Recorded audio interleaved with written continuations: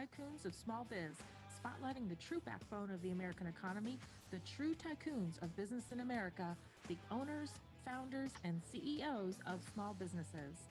The show's hosts, Austin Peterson and Landon Mance, are registered representatives of Lincoln Financial Advisors Corporation, a broker dealer member SIPC, and registered investment advisor.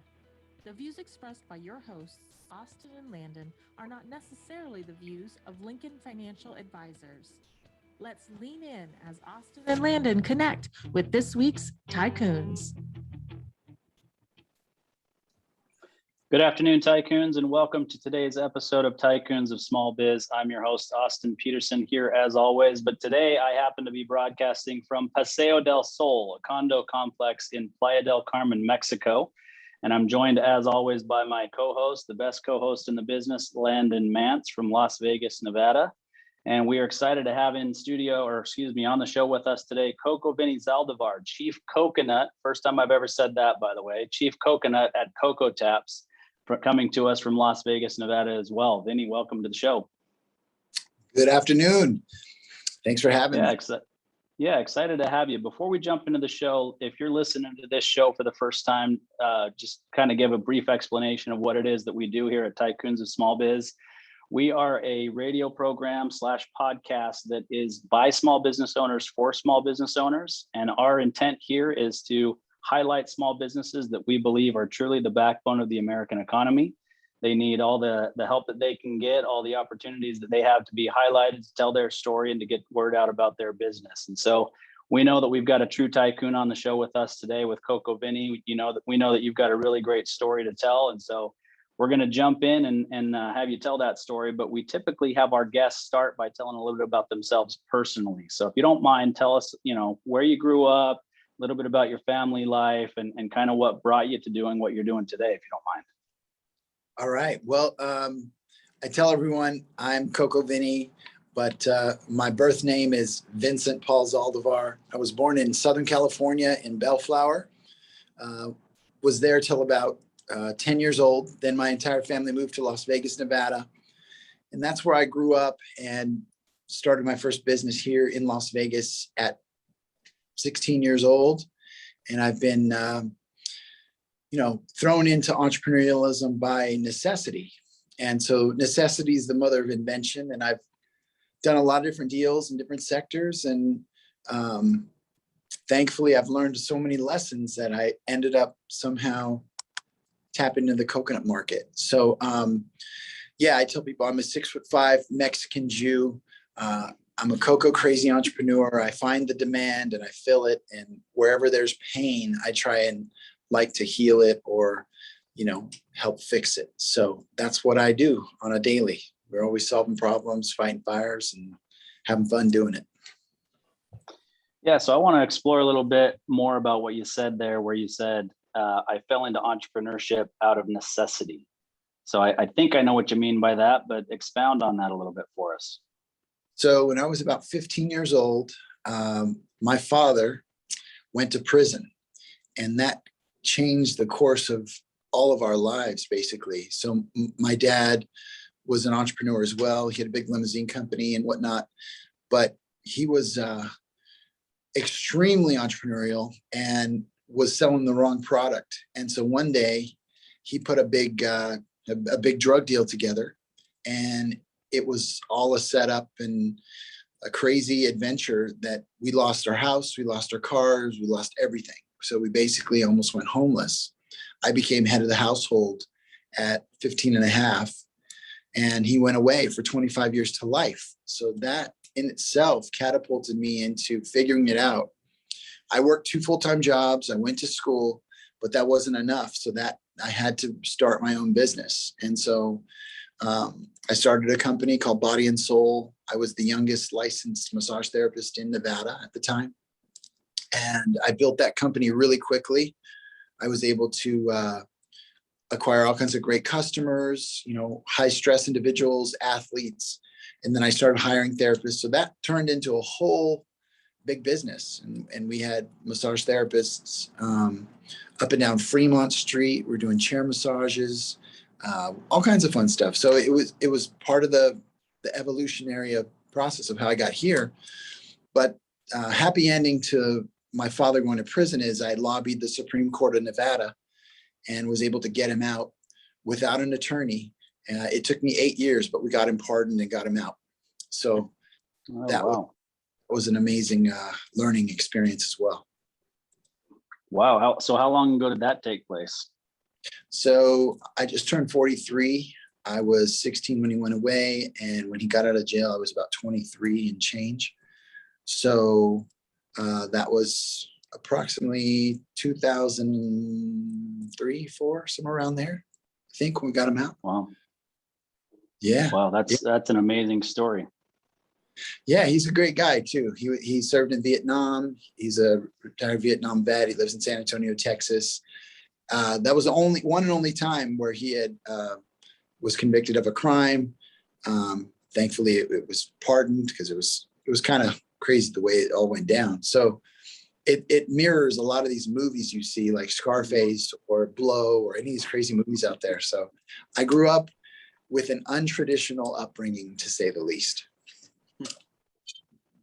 Yeah, no, I think that's probably one of the most interesting stories we've seen. And obviously, I mean, 7 years serving a sentence is not nothing, right? But it's not also 25 to life. And not only did you get him released, but you got the pardon as well. I mean, I think that's probably unheard of. Yeah, everybody said it was impossible. I sat with Mayor Oscar Goodman's partner, David Chesnoff. I sat with the best of the best. Everyone said it was impossible. And that's when I took over and I said, I don't think it's impossible. I'm going to go get it done. And I did. I put together a tremendous package with high, affluent people. And I just told my story and got it done, didn't give up. Yeah. Well, that's the entrepreneurial spirit right there, right? I mean, you applied it somewhere else outside of business, but that's definitely the entrepreneurial spirit that leads to an entrepreneur being as successful as you are. Yeah, I have a saying, and we usually have it up. It says, every setback is a setup for a comeback. So no matter what, like, Rocky says, it's not how hard you get hit, but it's how you can get up and keep on going, Yeah, no doubt about it. All right. So we know that your driving force behind what you do today is really to reverse climate change. And so your way of doing that is through, coconut water and tapping coconuts and doing it in a certain way. So just kind of give us your background, your 80-year plan that you call it, to help reverse climate change. Well, one of the biggest challenges that we're all going to have in the future generations is food, air, and water. So clean food, clean air, and water are going to be the commodities that we're all going to be dying for, literally. And so when I dove into Coco Taps and I started the company, I had my 3 non-negotiables. It had to be good for people, good for planet, it had to be fun. And when I started this company, it was on the premise of reversing climate change, and that's hard to do. So 1 second, somebody's knocking here. 1 sec, I'm so sorry. It's all right. If you need to bring them in, hey, the more the merrier. Come in. I'm gonna call. Hold on 1 second, guys. 1 second. We're recording a podcast here. I mean, unless that's Damon John, I don't know. Sorry, guys. So, I need a do not disturb sign on there. I'll be like, we're live. So the coconut comes from the tree of life. And what we've learned is that the coconut tree actually is one of the most carbon sequestering plants on the planet. So each year, a coconut tree can sequester up to 80 pounds of carbon. And so over a 25-year period, that's 1 metric ton of carbon can be sequestered out of the air into the soil. And it turns that carbon into some valuable stuff. There's over 360 products that a coconut tree can produce. that we use. Oils, lotions, soaps, candies, ice creams, tap coconuts, all of it, right? It produces food, air, and water, this magical little fruit here. So, because you can eat the meat, there's all sorts of recipes. And so what I realized is like, okay, if I plant 1 million coconut trees, in essence, I can help solve the problem in the United States for coconut water. I mean, we could produce 150 million coconuts a year just from 1 million coconut trees. And so there's all this fun stuff that I've been exploring. And so, yeah, my 80-year plan is to plant over 1 million coconut trees and help localize food production, produce, and all kinds of good stuff in the United States. So that's my 80-year plan is to sequester as much carbon as we can, because we're all emitting it like crazy from everywhere. And we're not putting it where it needs to be. Carbon does not belong in the air, it belongs in the soil. So the plants can turn it into valuable food, air, and water. Yeah, I think that's an awesome mission that you've got there. So tell us how long ago the company was founded and how many trees you planted so far. Okay, so we started Coco Taps in 2014 as full R&D. I developed the tapping system, the tap, and I brought it to market, started selling Coco Taps products at the end of 2015, 16 in Las Vegas. We haven't even started our agriculture side of it. Right now, what we're doing is we're building the demand side. So we're educating people on the fresh tap coconuts. We're validating and all the efficacies of our patents and our proprietary inventions. And now that that's starting to grow and scale, now we're looking at land in both Puerto Rico and Hawaii to start to localize the U.S. Supply chain of the coconuts. So it's a really, like I said, an 80-year plan. We should be planting coconut trees probably 2022 to 2023. We already found land. We're working through all that. I have a platform that's being built right now where you can actually be a part of this mission with us and sponsor a tree. So it's called Coco NF Trees. And I don't know if you guys know what an NFT is, but I created this thing called the NF Tree. So for $1,000, we plant a tree, say in Hawaii, in the exact latitude, longitude of where that tree is planted. And you have a digital picture that's uploaded every 6 months of how your tree's growing.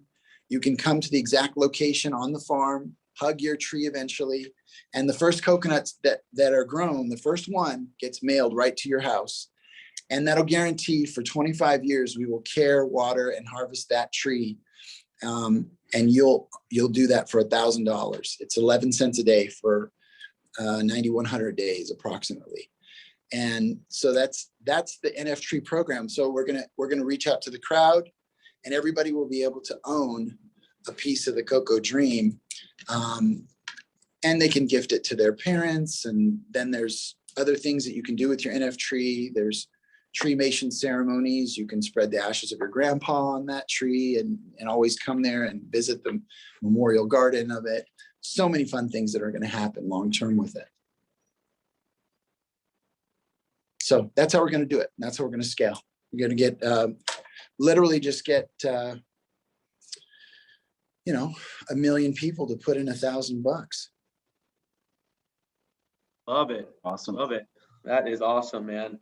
I love how specific that is and how, you've got a game plan for the follow-up of your ask, which I think that just really helps to get people really bought into the idea and get behind it. So that's very cool, man. And we'll have to subscribe to your newsletter. I'm guessing we can stay abreast to your developments through your newsletter. So I saw that on your website, so I'll have to go on and subscribe. Yeah, it's literally in the making now. Like we're building the templates. We're gonna, we're filming videos. We're gonna have the drone footage of the properties once we close escrow on that. every day there's always something to work on. And, you're in Vegas, Landon. We have something coming out called the Coco Shack on the Strip. And we'll be serving rum and cocos out there, right across the street from the shops at Aria. And it's going to be just wild coming out here in the next probably 6 weeks. So I can't wait to show you that. You guys got to come to the Coco Shack. Yeah, very cool, man. Very cool. Yeah, absolutely. So before we kind of get any deeper into this conversation, tell us about the business, as it lives and breathes today. Yeah. Austin and I, obviously, we kind of have an idea of what you do, but tell all our listeners, I mean, what is your business, what it is you guys do exactly, and then how did you how did you invent this, Coco Taps system? Yeah. So let's start with the invention of the system. So when I started this whole deal, it was by accident. I was actually pitching an investor on another project we wanted to purchase. He wasn't feeling it. I could tell it wasn't a fit for him, but we were at the table hanging out, and his assistant brought these young Thai coconuts to the table, and they weren't like this, but they were just these white coconuts cut open, hacked open. And he's like, try it. And I straight out told him, I said, I don't like coconuts. I don't like coconut water. He goes, just try it. And once I did, it opened up something in my cocoa soul. And it literally did something to me physiologically, because I was like, that's amazing. And so every day after my workouts, I had a knife and a hammer, and I would crack the shit out of these coconuts. And by about 2 weeks of that, every day after my workout, I had one coconut. After about 2 weeks, the knife started to chip and bend. And it wasn't fun, because my mom called me. She goes, that knife you've been using? She goes, that belongs to your stepdad, Bill. And he's pissed. He bought that in Germany 20 years ago. And I was like, oh no. So that was the pain that started it all. And I said, I can't be the only jamoke sitting here messing up kitchen knives and almost chopping off their fingers doing this. So that's how that was born. I said, why don't we just take the top of a water bottle and put it into a coconut? Literally that simple of an idea. And, next thing I know, I'm spending tens of thousands of dollars in 2 years of R&D trying to get that done. And I did. I created the CocoTaps toolkit, which you can still buy on our website now and on Amazon. But that was the 1.0 version. And then I realized that a toolkit wasn't a sustainable residual business. So then I started branding, tapping them, and I launched them in Las Vegas by pure chance. I just showed it to a couple of people, and they're like, we need that here. We need that at this hotel. And I think the Wynn Resort was one of our first customers, which usually doesn't happen, that like a 5-star resort becomes your first customer. So that was just a crazy adventure in itself, of getting that going. And it's just been a wild adventure nonstop, because every project, presents all kinds of new problems. So there's endless stories on that. Now, fast forward to today, we have a fully functioning ZeroWaste certified tap facility, which means that we don't have a trash bill. We upcycle, reuse, repurpose, and eliminate everything in our supply chain now. From the boxes that the coconuts come here from the farms, we repurpose those and deliver those to our customers, to the little cellophane that's wrapped on here. We recycle all that. But we are a awesome, lean, mean team in Las Vegas that produces almost 4,000 coconuts a week. And that's going to scale to 40,000 here as we open up Southern California, Hawaii, Dallas, Texas, and all the other things coming out. So it's pretty exciting to just look back for a minute that this has been almost 8 years of my life, and that it's just beginning. So it's amazing how when you fall into the right project and you get your passion and you get your purpose met, and you just got it, that it flows. And I'm just blessed to have had that. It took me a lot of companies and a lot of ways to find it, but it's great to be here. Yeah. So you don't know this, CocoVinny, but you and I actually we go way back, my friend. I've been following your journey for many, many years. I first saw you on The Profit, which is one of my all-time favorite shows. And anytime I'm watching a show, even if my wife has no interest in it, if there's somebody that is from Vegas or lives in Vegas, like it just immediately she's like, oh, like who is that? Like I want to see if I know him, because she's born and raised here, so she's been here 37 years. So so she watched that episode with me, and we really enjoyed it. And then as a follow-up to that, we've got a mutual business associate friend, Shelly Woodrow. Big shout out to Shelly. Shelly's an amazing woman. She's a professional EOS implementer, which I want to ask you about in a couple minutes. But yeah, that's why we're talking today, because she made the introduction. But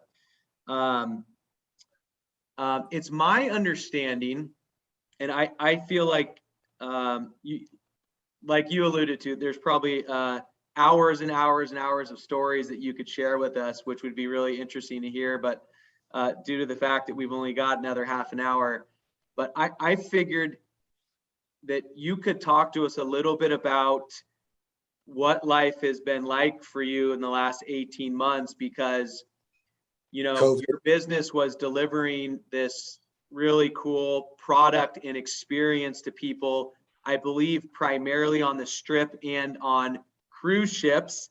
And when both of those came to a screeching halt, you know, what the heck did you do? And just talk to us a little bit about that. And I think you made some pretty cool pivots to keep things alive. So just talk to us about that for a couple of minutes, if you would. Yeah, you know, it was one of the most challenging times, because we were just about to take off. We were literally just about to blast off. Cruise ships, Royal Caribbean cruises, you know, we're gaining traction everywhere. And then all of a sudden, whammo, to zero. So when that setback happened, I used it as an opportunity. And we have, during the COVID, we have developed a whole new automated processing machine called the Tap-O-Matic. So I hired a whole team of, well, before I hired the team of engineers and robotics guys, I actually went out and started raising money. So I started a fundraise in the middle of the pandemic, and we just finished it. We raised $1 million in our seed round of investment. And thankfully, people still believed, even though the numbers, I mean, we had zero revenue for almost a year, right? But it wasn't totally zero, because we all rolled up our sleeves. We went out to public parks and places where there was people, and we set up a table. And instead of just, you know, giving up, we did fundraising for charities. We did some collaborations with Foursquare. We work hand in hand with a group called New Life Beginnings. They're a homeless women and children's shelter. So where all the pain was accelerated to COVID, we tried to help by selling coconuts for that cause. So we ended up selling thousands and thousands of coconuts for different nonprofit organizations. And that got our guerrilla marketing chops going. We're out there interacting with people, learning, growing, things that we've never done before. We're like, let's set up here. There's a bunch of people walking by, and if they tell us to leave, we'll leave. But you know what? We got to get out there. We got to do something. So we did that, and we're still doing it today. I mean, we work our guts out, just going out and doing guerrilla marketing and helping raise money on the weekends for New Life Beginnings. We set up at the Vegas sign. We set up at different places where people need hydration, where they're dying of heat stroke, and there's no vendors out there. So we just show up everywhere. And that's been part of the pivot, is just to show up and get out there. Gratefully, the Tap-O-Matic machine's almost done. So we're going to be able to, the Tap-O-Matic machine basically automated everything we do at the facility here. It'll just do it at the back of the bar. You just put the coconut in, it'll laser brand it, drill the hole, inject liquor, and then tap it. So you're gonna have a rum and cocoa fresh off the bar from the Tap-O-Matic machine. And that's almost finished. I mean, I literally have a team of robotics engineers putting all the pieces of that together. We made everything in the USA except for 2 pieces. We have the laser that we get from overseas, as well as the microchips. Everything else sourced local, built local. And that's going to be a tremendous story coming right out of Las Vegas, how we're building this Tap-O-Matic machine here. So like I said, every setback set up for a comeback. It was one of the hardest hitting business challenges I've had. And we have hit back even harder. I mean, we are just coming at them. We're not stopping. We put the gas pedals on the right and we hit it. Yeah. I think that's oh, sorry, Landon. I was just going to say, I think that's inspiring to listen to. I think that you did some things that a lot of entrepreneurs aren't willing to do when they have a setback like that, to, just get out there and hit the streets. And the other thing, you said earlier, you've been, this is something you've been working on for 8 years, and you feel like it's just about to take off. And you had some things that were going on right before, Royal Caribbean and, all those sorts of things, which, it just makes me think about everybody from the outside that doesn't know you or doesn't know your company is going to view this as an overnight success, right? Because there's these 8 to 10 years that everybody works, whether it's actors, entertainers, whoever it is, and all of a sudden they're an overnight success. The same thing happens in business. People think, oh my gosh, that thing just blew up and it went huge, super quick.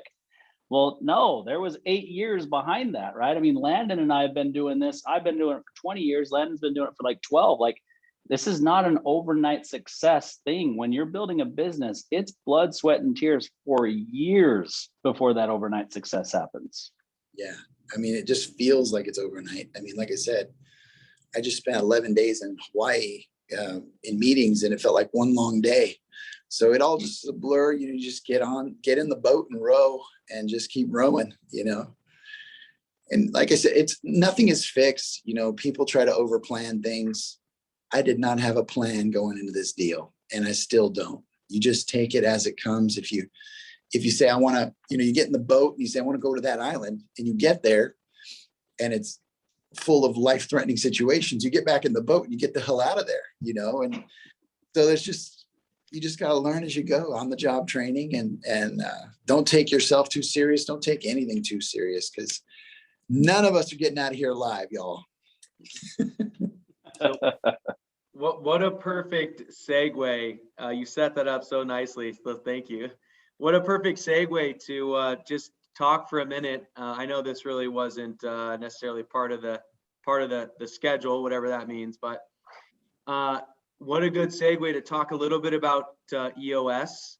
And I know you've publicly shared that you're working with Shelly implementing EOS, and that I think it's something that is somewhat new to you, maybe in the last 12 months or so, but talk to us a little bit about EOS. Maybe just describe what it is for anybody that doesn't know, and then tell us maybe a little bit about how implementing EOS into your business, maybe that changes your approach, before you get on that boat and just go to that island. Maybe EOS is helping you think a little bit more strategically about that. Yeah, well, thankfully, not everybody is like that in the team. I'm the quickest start that I know. That Shelly and I are real quick starts. I started working with Shelly about 16 months ago. And she's been an amazing coach and implementer, and just, she's been awesome. It's taught me a lot about managing and measuring. And so, if you don't measure it, you can't really manage it. And that's still a challenge for us, because there's so much going on. You're so busy. You sometimes don't even have time to step up and do it. But this EOS program helps us do that, helps us get in that mode to ask the right questions and to see what's going on. I mean, we have it up on our wall, what's working, what's not working, and what's the, where's our rocks at and all that. So we're working diligently to have a culture of measuring and a culture of management. It's been, a guy like me, I'm a very innovative, eccentric. I don't take anything as fact. I challenge everything and every kind of authority there is. I always want to know why and how we can make it better. And, so that's how we come up with these crazy things. But I have a great team behind me that helps us implement and helps us execute on some of the crazy things that I say. And Shelly helps to keep you accountable to doing that stuff. Yeah, exactly. She's a great job. And actually our business now, we're not even out of COVID yet. I mean, it's still the residual effects of it are still here, but our volumes are back up over what we were pre-COVID potentially. I mean, granted, if we had some cruise ships now, we had a couple theme parks and others, then it would be even better. So we're working towards that now. Yeah, fantastic. So before I ask this question, I just want to point blank ask you, do you get annoyed with people asking you about being on the Profit and or Shark Tank? No, I love it. Okay. What's funny is that it's reality TV. And so when people ask me about it and I enlighten them on how it really is, they're like, wow, really? So there's just some wild and crazy things that go on those TV shows. They are there to write a crazy script and they have a field day with me. I give them great content. I mean, I play the ukulele. I've got this crazy coconut thing. I dress like I'm some kind of Panama Jack guy every day. So, that in itself is great TV, I think. Plus, I'm a big animated 6'5" Mexican Jewish dude. And so what they really are shocked to learn is that, Shark Tank is 6 minutes, 6 to 7 minutes long, that one pitch. It's 60 minutes of hammering questions, and you are just getting pummeled with questions that they don't even let you answer. You literally are trying to answer Mark Cuban, and Robert Herjavec interrupts, and Lori says, forget about that, and what about this? And I'm sitting here like, yo, what the hell? There's 5 people screaming at you.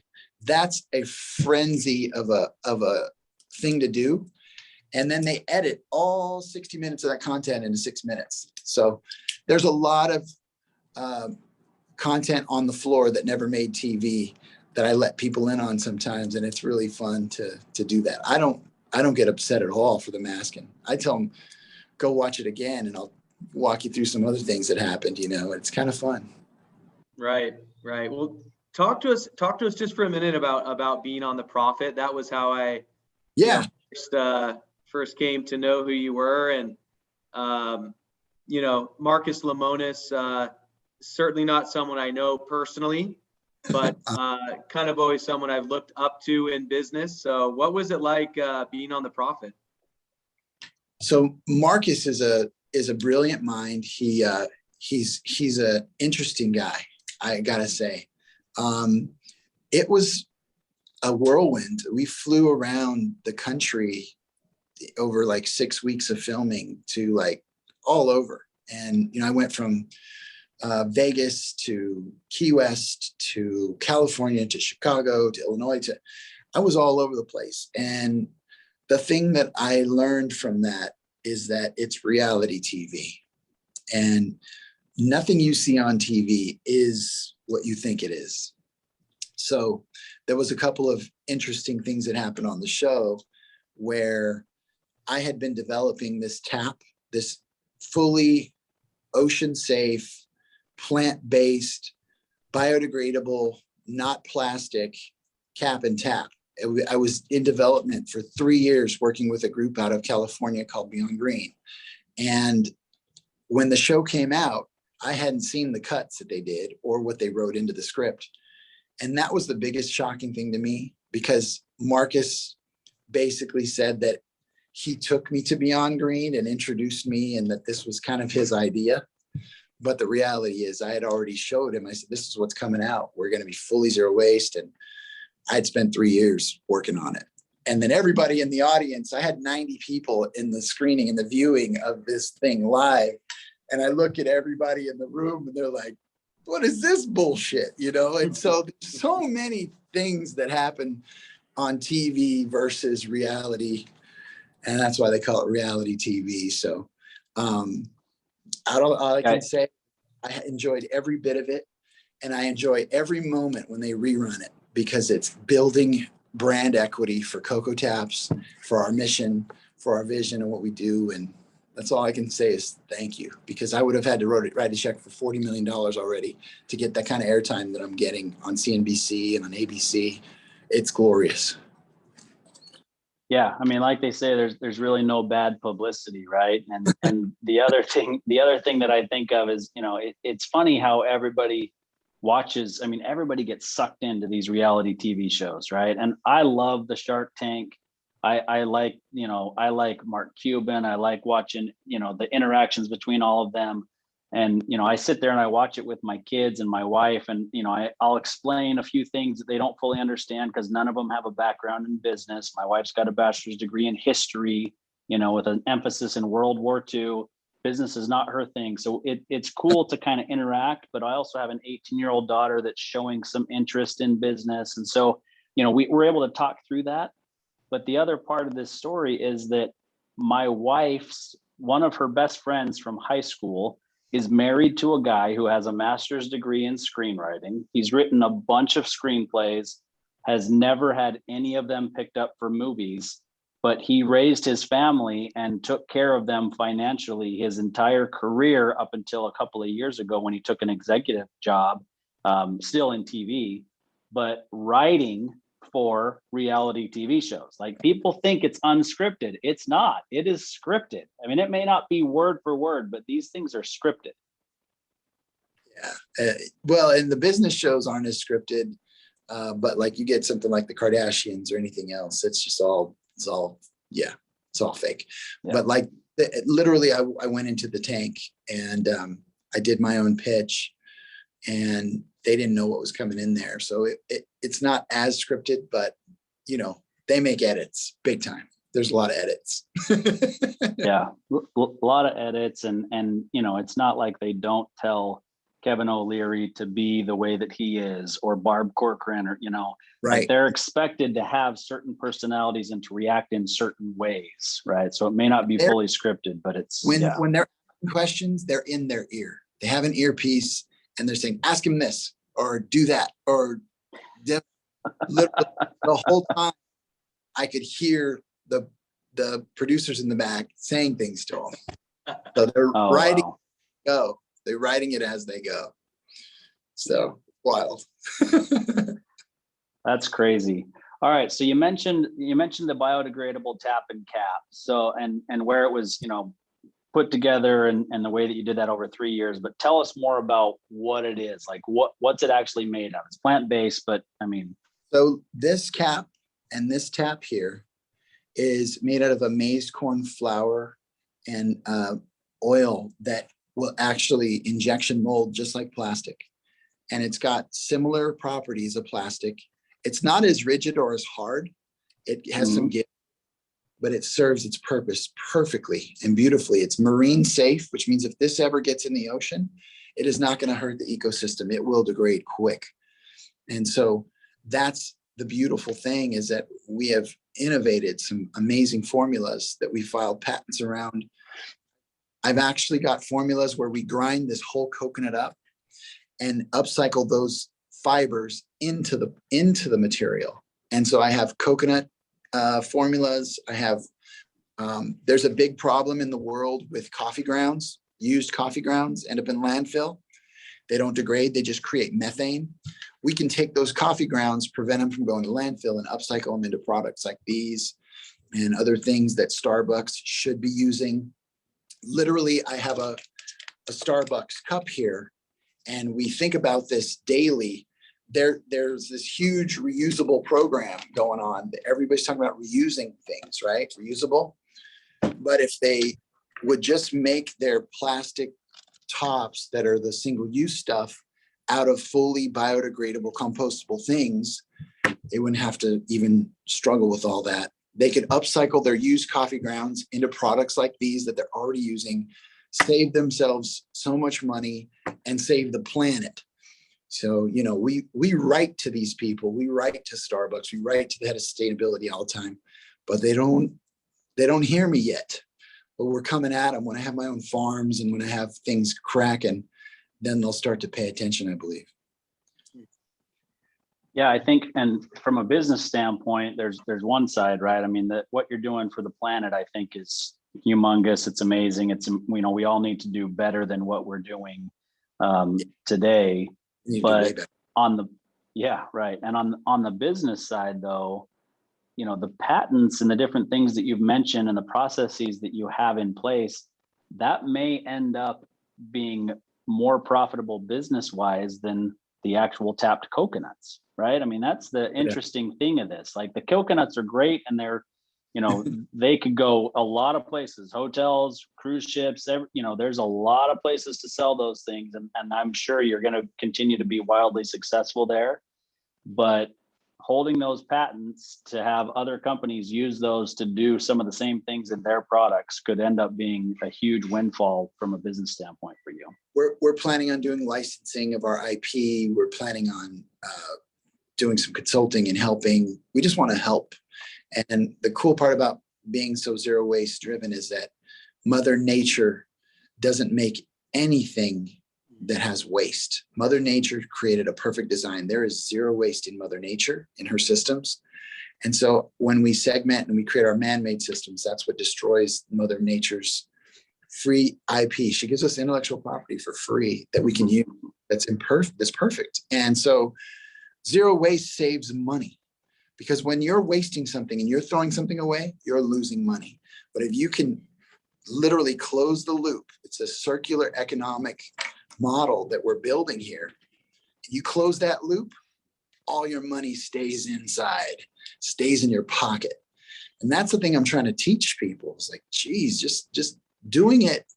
They say, oh, well, that's better for the planet, but you can't make any money. It's actually the reverse. It's more profitable to be zero waste. You got to work to get it there. It's harder in the beginning, but once you get it, then you just start printing money.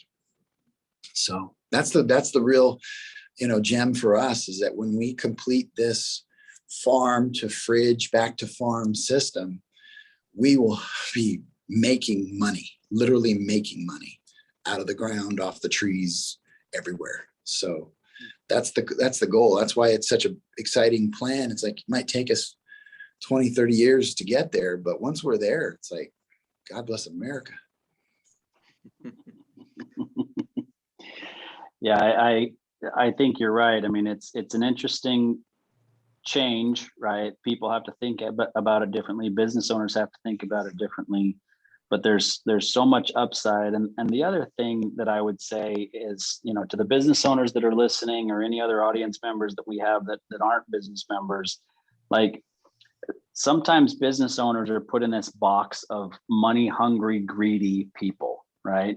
And that's clearly not your mission, right? I mean, we're all trying to make money. We all have families to take care of.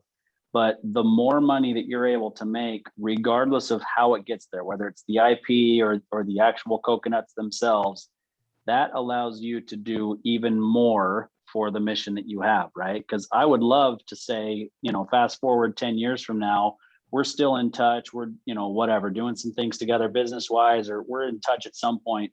And you're saying to me, or to me and Landon, hey guys, I know I had an 80-year plan to plant 1 million trees, but guess what? We're on pace to plant 10 million trees before I leave this planet. You know, like, that mission is not going to change for you regardless of how successful your business becomes. And I think that gets missed a lot by the public at large.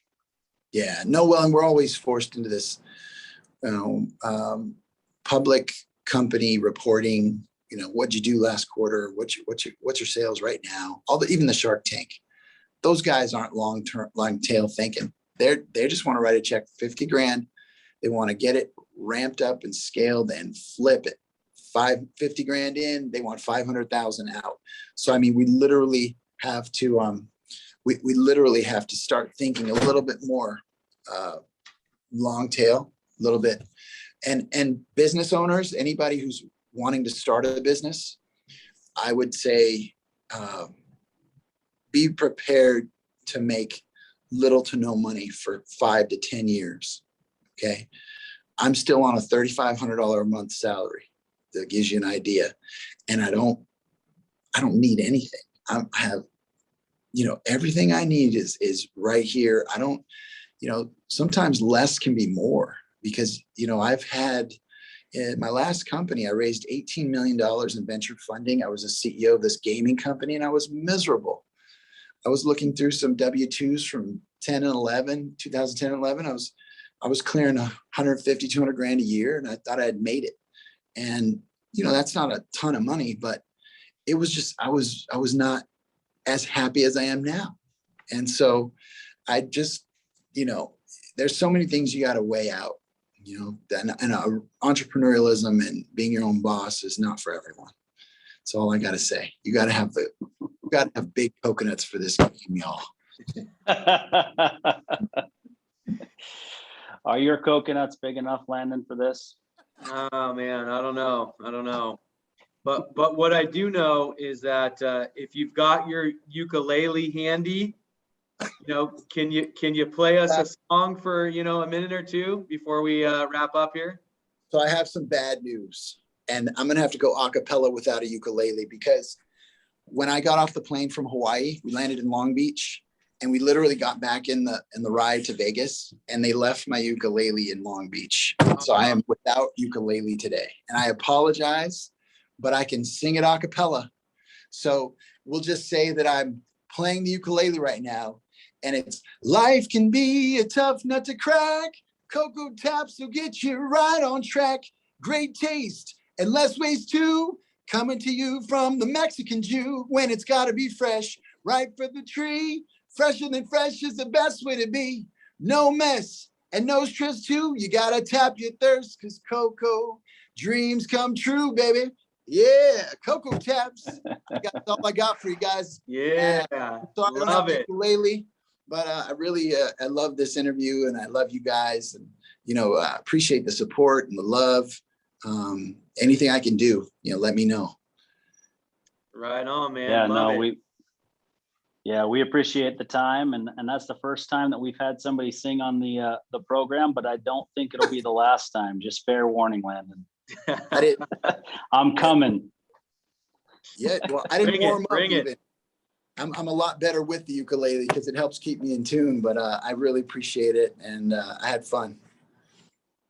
Yeah, no, we really appreciate the time, and I do look forward to staying in touch with you. I think we've got a lot of things in common, and obviously Shelly in the intro, and we'll stay in touch, and we'll look forward to having you back on if you're open to it in a year or so, and tell us where you are. I mean, we're hoping that you're doing 40,000 coconuts a week instead of 4,000. So yeah, man, we're gonna get there, and I'd love to keep coming back, giving you guys some updates, and checking in. Awesome. Good. Hey, CocoVinny, if anybody wants to follow the mission, get in touch with you, have a conversation, or find themselves a coconut to get imprinted with their business on it, how do they track you down, man? You can reach us at CocoTaps.com. We are Coco Taps for you, FORYOU, at Instagram, Twitter, Facebook. You can also reach me personally at CocoVinny, that's CocoVinny, and just send y'all some Coco love. I appreciate it. Thank you. Thanks a lot, man. Thanks for coming on. Enjoyed it. Awesome.